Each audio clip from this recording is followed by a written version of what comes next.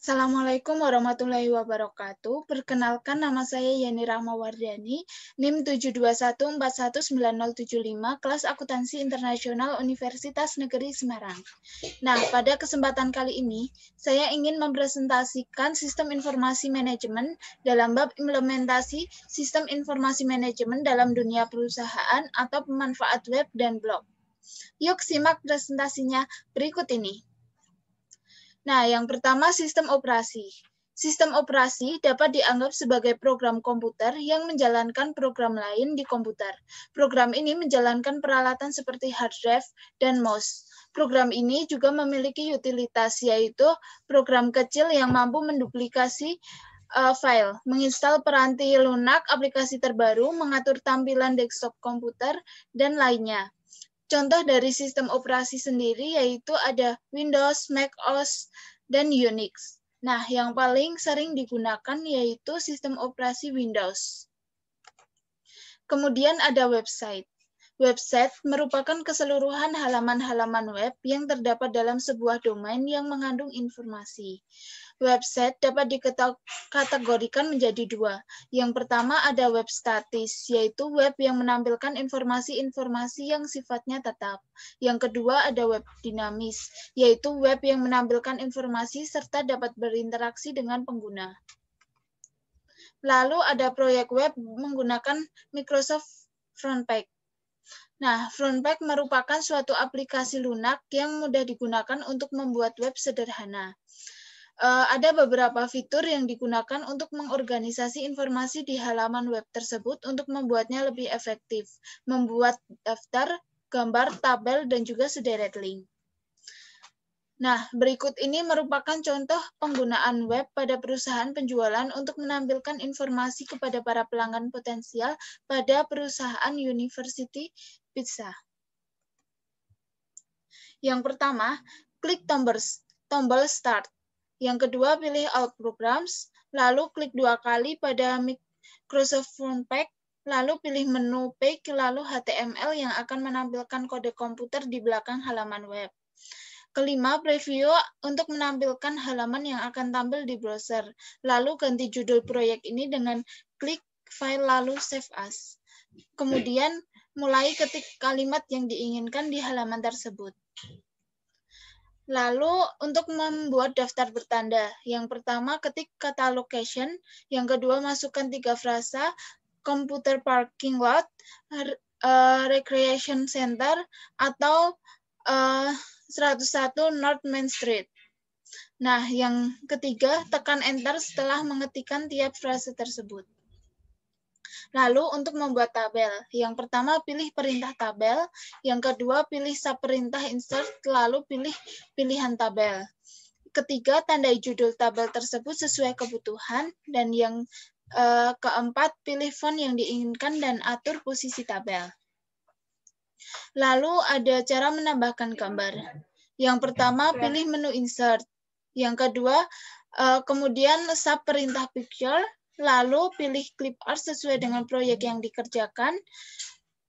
Selanjutnya, pilih letak dari gambar tersebut.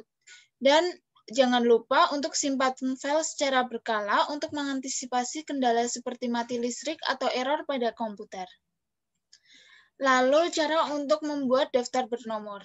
Yang pertama, masukkan kalimat where you order from us. Yang kedua, kemudian tekan kunci enter, lalu masukkan ketiga alasan, kemudian tekan kunci enter. Lalu untuk membuat link halaman web. Yang pertama, kontak us digunakan link untuk mengirim email. Yang kedua, link to my school, yaitu hyperlink untuk halaman web sekolah. Dan yang ketiga, go to top of page, yaitu memberikan navigasi untuk halaman web tersebut. Nah, adapun kelebihan dan kekurangan dari Frontpage ini.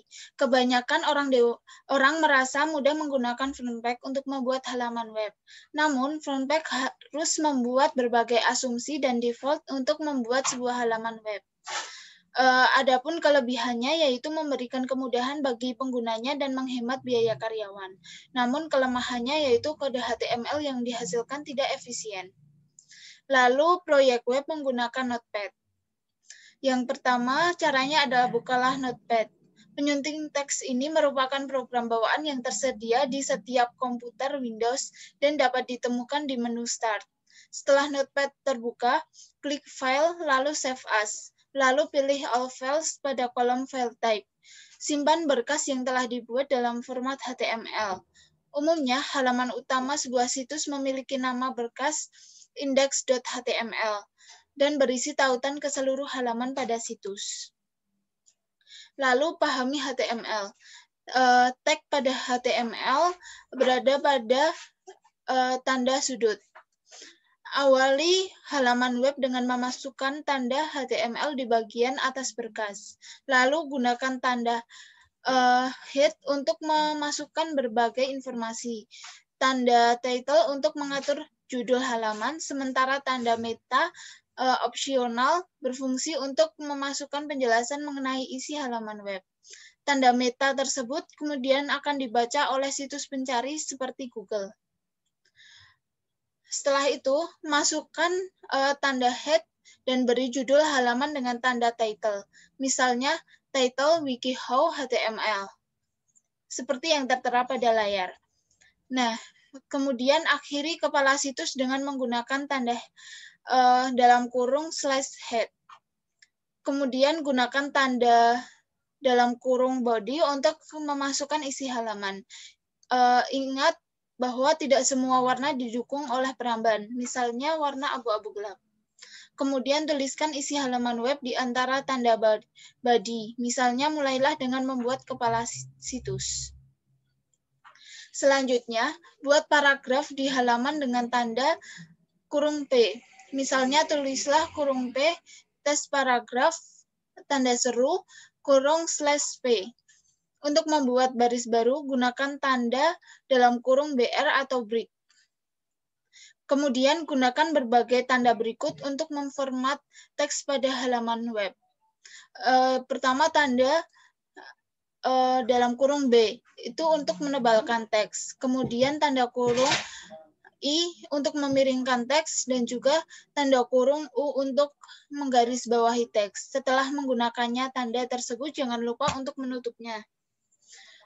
Selanjutnya, tambahkan gambar dengan tanda dalam kurung IMG atau image untuk memperindah situs.